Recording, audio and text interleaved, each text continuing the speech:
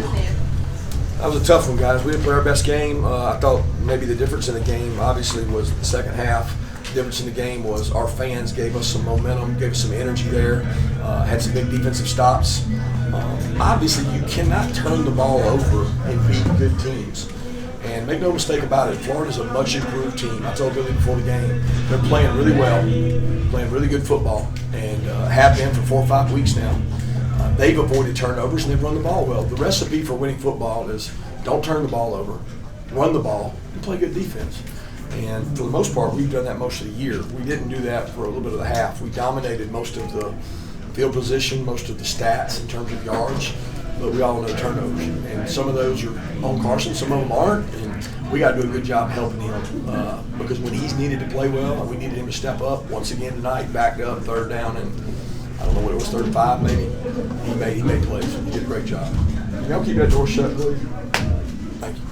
Coach, how can y'all help Carson more to be more consistent? Well, I mean, he did some really good things. There's things that go unnoticed. What he can't do is throw the ball late over the middle, and we got to do a better job protecting him. He got hit one time and the ball went up in the air.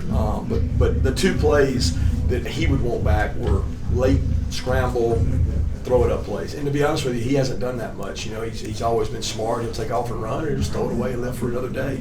Thought he pressed on those two plays, but he also made some really good plays. And we got to do a good job helping him around with the run game. And, you know, we lost ETN. It made it a lot tougher because we didn't have as many backs. And he relies on ETN to take some of that pressure off in the run game. What were you telling Carson on the sideline after those picks? Keep his head up. I mean, we're not throw it. Like, he throws the ball well. We think that we got a really good pass game. We got great pass pro. We got good wideouts, and we got a really good quarterback. I mean, some of the throws he makes, guys, are big-time elite throws. He just has a couple times where he threw the ball over the middle late. You can't do that. You can't turn the ball over and be a good football team. He knows that, and I don't think it's a matter of decision-making. I just think sometimes he presses there, and this is a big game to him. He's from here. We don't win that game without Carson Beck. So do you think in the third quarter, Dylan Bell provided a little bit of a spark for the offense? Yeah, absolutely he did. Dylan Bell's a spark. He's a spark of energy. He's a good guy that we have to get touches to, and we try. And the touches he got were difference makers. You know, that bobbled catch that he came down with was huge. Cash Jones continues to be a playmaker for us, and we thought that all along. I mean, he's kind of a self-made man. I mean, he just works his butt off since he's been here, and Cash and Dylan came up with some big plays. What was that injury update on Trevor Etienne, and just also how big of a game was it for him to be here and be able to play a little bit and beat the Gators? Well, I don't know. You know, he has a lot of friends over there on that sideline. He likes and respects those guys. Whether y'all believe it or not, and all the social media stuff, everything out there, the kid is a great kid. He's got a lot of friends on that team. I think the game meant a lot to him. I think it really hurt him that he couldn't continue, and you know, he's dealing with a rib injury a little bit. And he's fine. He just had some pain in there. Coach, were you satisfied with your run defense tonight? You know, I don't know the numbers. I wasn't at one time. We didn't stop the run well. I didn't think we tackled on the edge. You know, they had really good backs. They're really patient backs. They bounced a lot of runs, and we didn't crack replace. We didn't get perimeter run support some, and they got out on us. Give them credit. But, you know, if you don't stop the run, you're going to have a long day. And I thought the touchdown run, there was a missed call there that really hurt us, and that's tough. I mean, it's one of those things that they don't get them all, but they missed a critical one there that probably hurt us. Tie game. Did you change when Lagway went out? Did you see a change in their offense when Lagway went out? It's hard to tell. I didn't think he was in there very long. You know, I don't know. I mean, how many plays did he play? 2 series, 3 series? I don't know. I don't know how much. It obviously changed because, I mean, he's the starter, and they weren't playing with a starter anymore. And I thought Lagway did a good job when he was in there. But I thought the kid that came in did a great job too.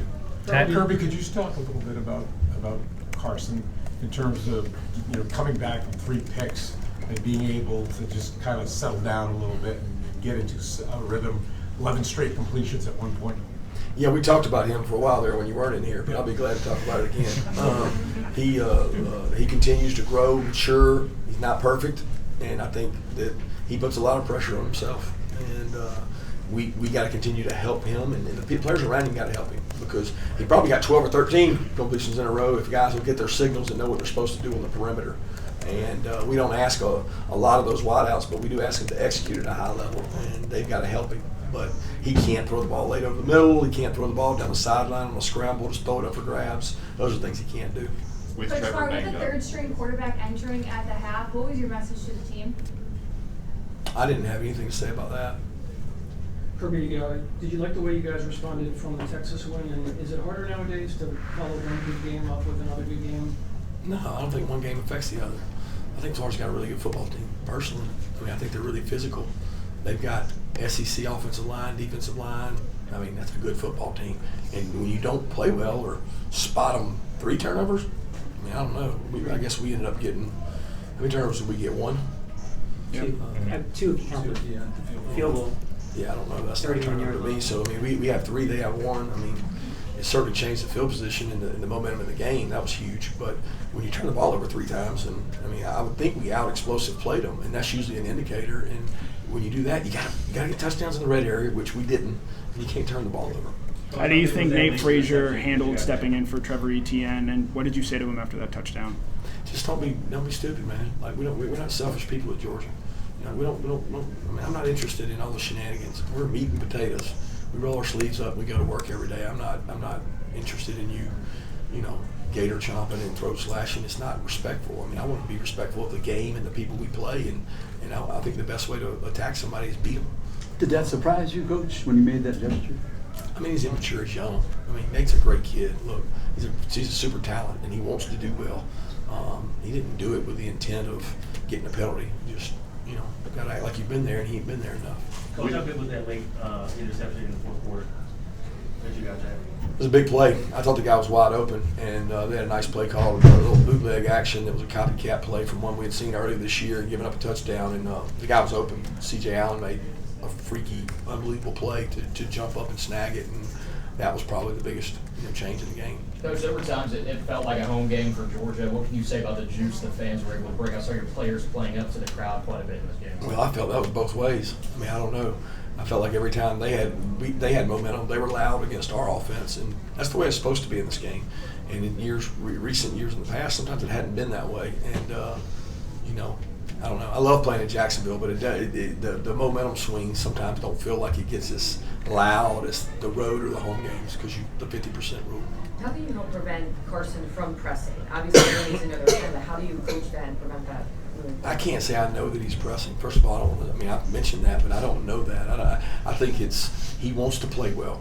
He feels a burden to play well, and he's in Jacksonville. It's important to him. And look, he's gotten better. He's done some really good things. He's just, I think he's got to be willing to take check downs and what defense gives him and not force the ball a lot of times. But as to what keeps him from pressing, if I knew that, I would be worth a lot more money. But you're not concerned with back-to-back games with 3 picks at least? That it's No, I'm not concerned with it because, what you throw the ball, that's going to happen sometimes. We got to try to do a good job of preventing it, but we also won the game because we could throw the ball, right? We weren't able to run the ball down their throat in the fourth quarter. We threw the ball.